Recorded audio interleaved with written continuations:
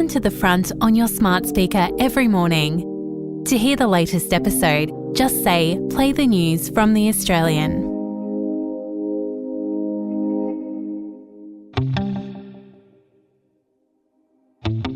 From The Australian, here's what's on the front. I'm Claire Harvey. It's Friday, August 30.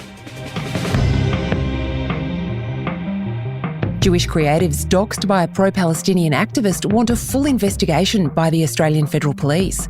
The Australian's revealing today the victims say they can identify the person who took a tip-off from a New York Times reporter and set about revealing their identities. Working from home could become a legal right for clerical workers, and it could be a game changer for employees in other industries. The Fair Work Commission will conduct a major review of the industry award, with hearings set to kick off in September. Those stories are live right now at theaustralian.com.au. Qantas made a squeak over $2 billion in profit and is spending $230 million finding our lost bags and improving the food. So, will it be enough to reignite our love affair with the flying kangaroo? That's today's story.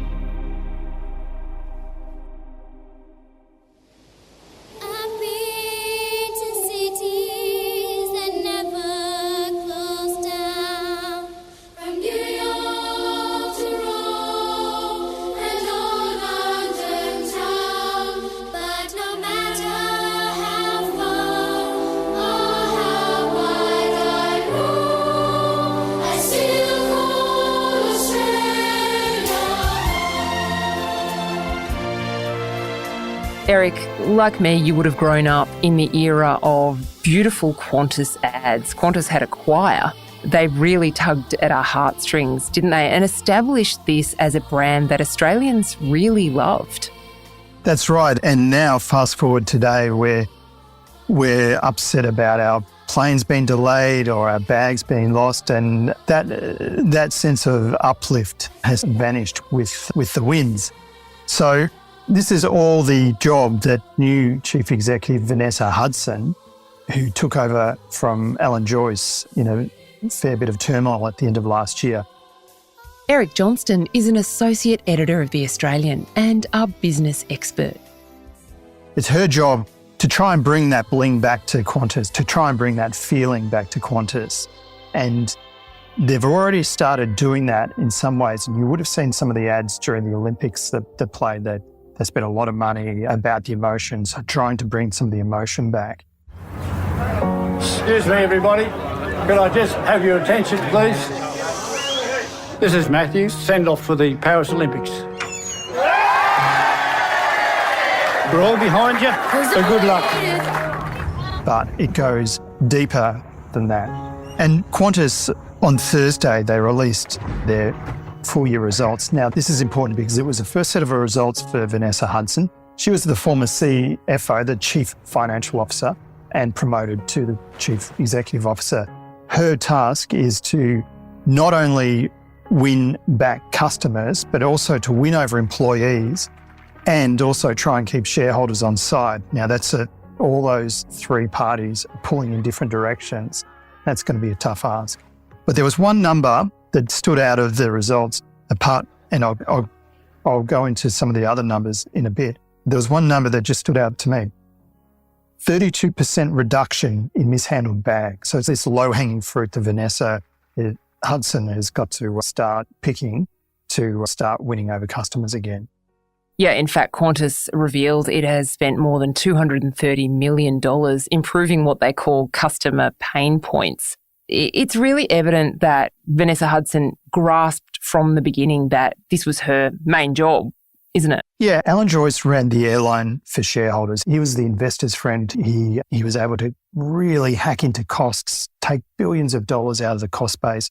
He ran it fairly tight in terms of investment, didn't invest in new planes, ran the old planes as hard as they could, within a margin of safety, of course, obviously. So he was winning over investors, delivering these huge profits, but in doing so, really got customers and also employees offside.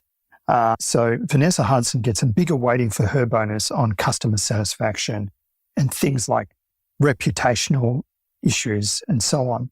So that means that she's really motivated now to make sure that she's winning over customers. Qantas has started closely measuring customer satisfaction, and they're claiming people like them more, a 22% lift in their Net Promoter Score and 12 points up on reputation. Thursday's results also showed staff attrition had fallen from almost 9% to 6%, so people are quitting less. Now, let's talk about the numbers, Eric, and I'm hoping you can explain them for me. Qantas delivered a $2.08 billion underlying profit for the year, and that's down a little bit from the previous year's profit of $2.47 billion. But there's what seems to me to be an interesting contrast. Underlying earnings were down nearly 16%, but revenue was up 10%. Can you unpack all that for me and explain what it all means? So what we're seeing here, that although more money is coming in the door, less of it is sticking around. And the reason is that all these initiatives that Vanessa Hudson is doing is more costly. She's got to spend a lot more money to win over customers, to put wine back into the service, or the sweet biscuit rather than the dry biscuit. All that comes at a cost. Oh, it's a really big costly thing when it accumulates over a huge network. There's another thing, and she's doing a lot to win over her own workers. Qantas offers bonuses for staff to stay, and they're committed to $60 million to enact the federal government's same job, same pay reforms. That means a contract cabin crew member will now be paid the same as a Qantas staffer. Qantas dealt with its negotiations with the union quickly, something Eric says was a signal to the unions that Vanessa Hudson is choosing her battles. And something else is making us all feel a little kinder. Prices are coming down, thanks in part to the arrival of airlines like Singapore Airlines and Emirates, all flying out of Australia into international destinations. This comes at a time when there's more capacity coming to the Australian aviation market too. So international carriers, your Singapore Airlines, your Emirates, they're all sort of trying to jockey to fly bigger planes here, and they're jockeying for more, to what capacity they do have, to try and get more entry points too also into Australia. In the UK and US right now, a controversy is raging about how airlines, particularly budget carriers, treat their passengers. In particular, should parents be able to sit next to their young children?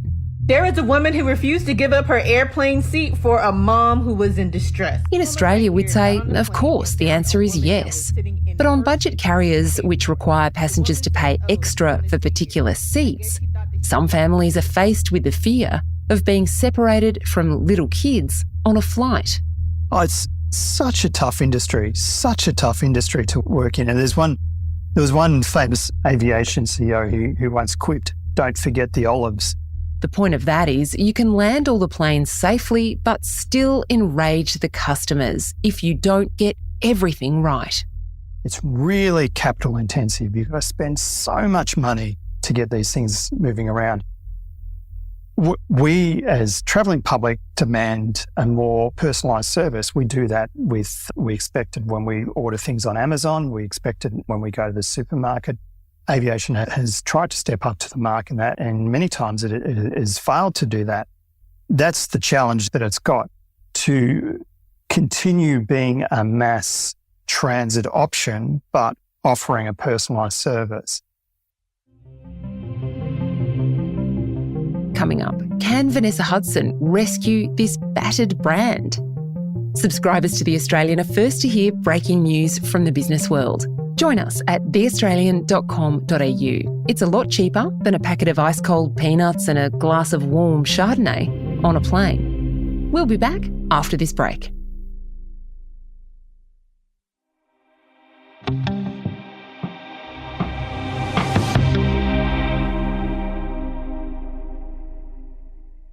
I've often wondered if, in retrospect, we would consider Alan Joyce as a kind of business genius who kept Qantas flying after the pandemic, who ripped a huge amount of cost out of the business, who was pretty ruthless in some of the decisions that he made, or if we would think, actually, he destroyed this airline's brand.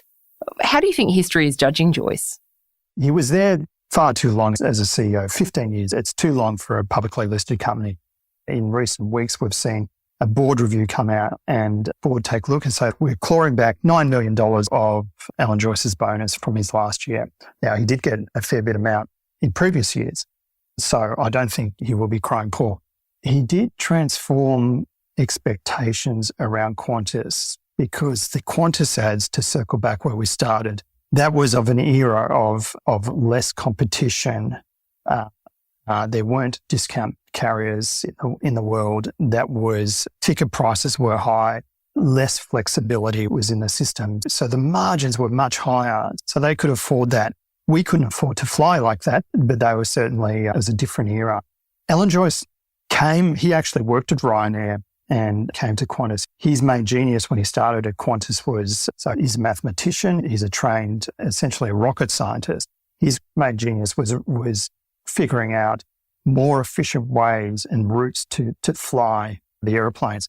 That, on the margins, saved on fuel on every flight, but you add that up through the network, again, suddenly your net marginal increase is quite significant in terms of savings.